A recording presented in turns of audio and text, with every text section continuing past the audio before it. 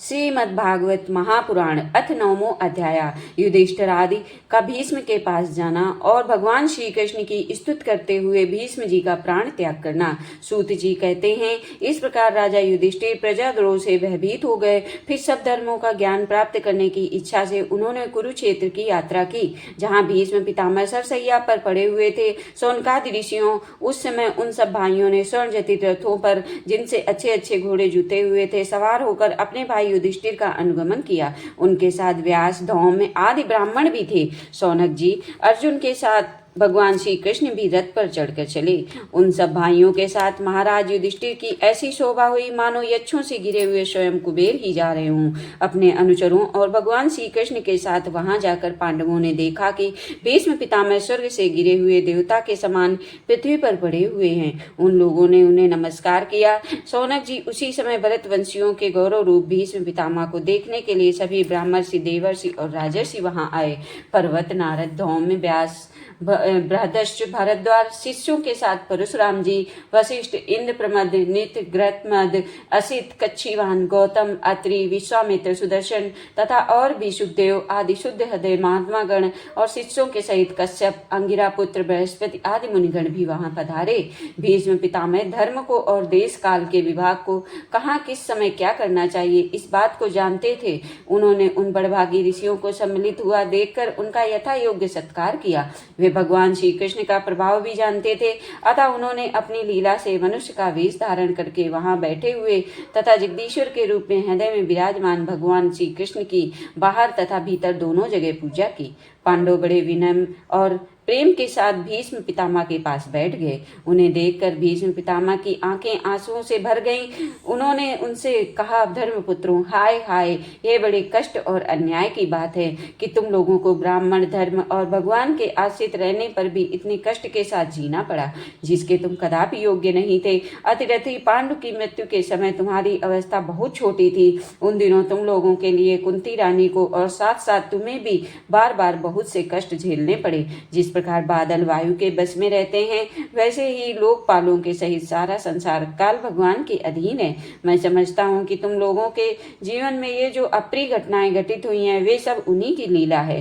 नहीं तो जहाँ साक्षात धर्मपुत्र राजा युधिष्ठिर हो, गदाधारी भीमसेन और धनुर्धारी अर्जुन रक्षा का काम कर रहे हों, गांडीव धनुष हो और स्वयं श्री कृष्ण सुहृद हो, भला वहाँ भी विपत्ति की संभावना है।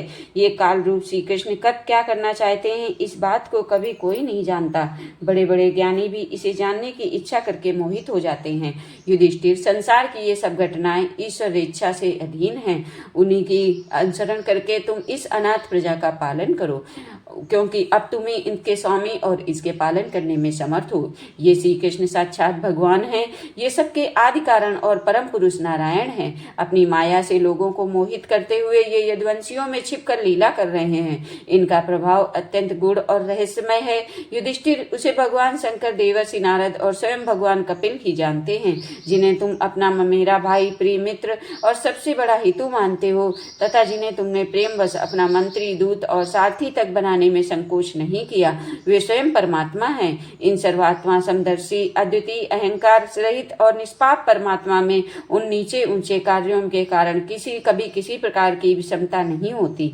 युधिष्ठिर, इस प्रकार सर्वत्र सम होने पर भी देखो तो सही वे अपने अनन्य प्रेमी भक्तों पर कितनी कृपा करते हैं। यही कारण है कि ऐसे समय में, जबकि मैं अपने प्राणों का त्याग करने जा रहा हूँ, इन भगवान श्री कृष्ण ने मुझे साक्षात दर्शन दिया है। भगवत परायण योगी पुरुष भक्ति भाव से इनमें अपना मन लगाकर और वाणी से इनके नाम का कीर्तन करते हुए शरीर का त्याग करते हैं और कामनाओं से तथा कर्म के बंधन से छूट जाते हैं। वे ही देव भगवान अपने प्रसन्न हास्य और रक्त कमल के समान अरुण नेत्रों से उल्लसित मुख वाले चतुर्भुज रूप से, इसका और लोगों को केवल ध्यान में दर्शन होता है, तब तक यहीं स्थिर रहकर हमारी प्रतीक्षा करें, जब तक मैं इस शरीर का त्याग न कर दूं। सूत जी कहते हैं, युधिष्ठिर ने उनकी ये बात सुनकर सरसैया पर सोए हुए भीष्म पितामह से बहुत से ऋषियों के सामने ही नाना प्रकार के धर्मों के संबंध में अनेकों रहस्य पूछे। तब तत्ववेत्ता भीष्म पितामह ने वर्ण और आश्रम के अनुसार पुरुष के स्वाभाविक धर्म तथा वैराग्य एवं राग के कारण विभिन्न रूप से बतलाए। निवृत्ति और प्रवृत्ति रूप द्विविध धर्म, दान धर्म, राज धर्म, मोक्ष धर्म, स्त्री धर्म, भगवत धर्म, इन सब का अलग अलग संक्षेप में विस्तार से वर्णन किया। सौनक जी इनके साथ ही धर्म, अर्थ, काम और मोक्ष, इन चारों पुरुषार्थों का तथा इनकी प्राप्ति के साधनों का अनेकों उपाख्यान और इतिहास सुनाते हुए विभागशः वर्णन किया। भीष्म पितामह इस प्रकार धर्म का प्रवचन ही कर रहे थे कि वे उत्तरायण समय आ पहुंचा, जिसे मृत्यु को अपने अधीन रखने वाले भगवत परायण योग लोगी चाह करते हैं। इस प्रकार हजारों रथियों के नेता भीष्म पितामह ने वाणी का संयम करके मन को सब ओर से हटाकर अपने सामने स्थित आदि पुरुष भगवान श्री कृष्ण में लगा दिया। भगवान श्री कृष्ण के सुंदर चतुर्भुज विग्रह पर उस समय पीताम्बर फहरा रहा था।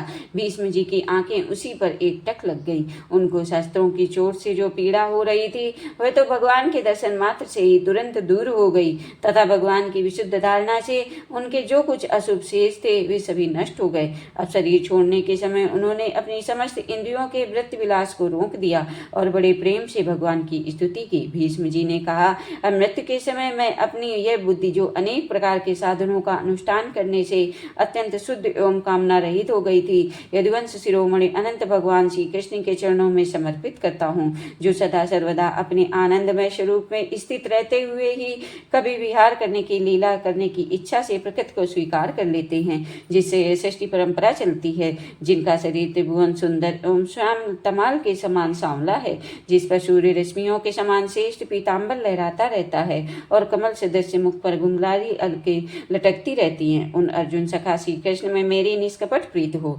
मुझे युद्ध के समय ही उनकी वह विलक्षण छवि याद आती। उनके मुख पर लहराते हुए घुंघराले बाल कोड़ों की टाप की धूल से मटमैले हो रहे थे और पसीने की छोटी छोटी बूंदें शोभायमान हो रही थी। मैं अपने तीखे बाणों से उनकी त्वचा को बींध रहा था और उस सुंदर कवच मंडित भगवान श्री कृष्ण के प्रति मेरा शरीर, अंतःकरण, आत्मा समर्पित हो जाए। अपने मित्र अर्जुन की बात सुनकर जो तुरंत ही पांडव सेना और कौरव सेना के बीच में अपना रथ ले आए, वहां स्थित होकर उन्होंने अपनी दृष्टि से शत्रु पक्ष के सैनिकों की आयु छीन ली। उन पार्थ सखा भगवान श्री कृष्ण में मेरी परम प्रीति हो। अर्जुन ने जब दूर से कौरव की सेना के मुखिया हम लोगों को देखा, तब पाप समझकर वह अपने स्वजनों के वध से विमुख हो गया।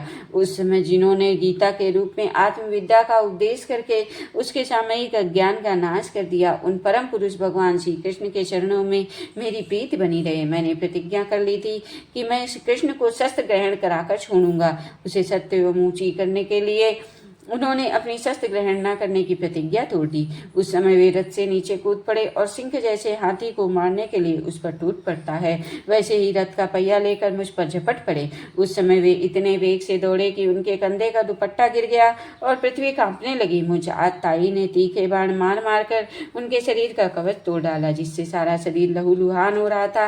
अर्जुन के रोकने पर भी वे बलपूर्वक मुझे मारने के लिए मेरी ओर दौड़े आ रहे थे।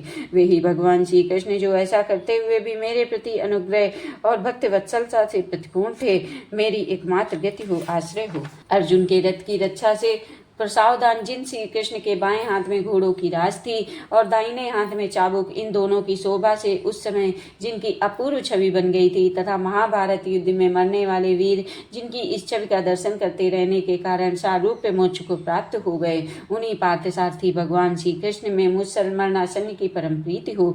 जिनकी लटकीली सुंदर चाल, हाव भाव युक्त चेष्टाएं, मधुर मुस्कान और प्रेम भरी चितवन से अत्यंत सम्मानित गोपियां रासलीला में उनके अंतर्धान हो जाने पर प्रेमोन्माद से मतवालित होकर जिनकी लीलाओं का अनुकरण करके तन्मय हो गई थी, उन्हीं भगवान श्री कृष्ण में मेरा परम प्रेम हो। जिस समय युधिष्ठिर का राजसूय यज्ञ हो रहा था, मुनियों और बड़े बड़े राजाओं से भरी हुई सभा में सबसे पहले सबकी ओर से इन्हीं सबके दर्शनी भगवान श्री कृष्ण की मेरी आंखों के सामने पूजा हुई थी। वे ही सबके आत्मा प्रभु आज मृत्यु के समय मेरे सामने खड़े हैं। जैसे एक ही सूर्य अनेक आंखों से अनेक रूपों से देखते हैं, वैसे ही अजन्मा भगवान श्री कृष्ण अपने ही द्वारा रचित अनेक शरीरधारियों के हृदय में अनेक रूप से जान पड़ते हैं।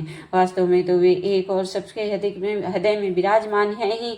उन्हीं इन भगवान श्री कृष्ण को मैं भेद भ्रम से रहित होकर प्राप्त हो गया हूँ। सूत जी कहते हैं, इस प्रकार भीष्म पितामह ने वनवाणी और दृष्टि की वृत्तियों से आत्मस्वरूप भगवान श्री कृष्ण में अपने आप को लीन कर दिया है। उनके प्राण वहीं विलीन हो गए, वे शांत हो गए। उन्हें अनंत ब्रह्म में लीन जानकर सब लोग वैसे ही चुप हो गए जैसे दिन के बीत जाने पर रात पक्षियों का कलरव शांत हो जाता है। उस समय देवता और मनुष्य नगाड़े बजाने लगे, साधु स्वभाव के राजा उनकी प्रशंसा करने लगे, आकाश में पुष्पों की वर्षा होने लगी। शौनक जी युधिष्ठिर ने अपने मृत शरीर की अंत्येष्टि क्रिया कराई और कुछ समय के लिए वे शोक मग्न हो गए। उस समय मुनियों ने बड़े आनंद से भगवान श्री कृष्ण की उनके रहस्यमय नाम ले लेकर स्तुति की। इसके पश्चात अपने हृदय को श्री कृष्ण में बनाकर वे अपने अपने आश्रमों को लौट गए। तदनंतर भगवान श्री कृष्ण के साथ युधिष्ठिर हस्तिनापुर चले आए और उन्होंने अपने चाचा धृतराष्ट्र और तपस्विनी गांधारी को ढाढ़स बंधाया।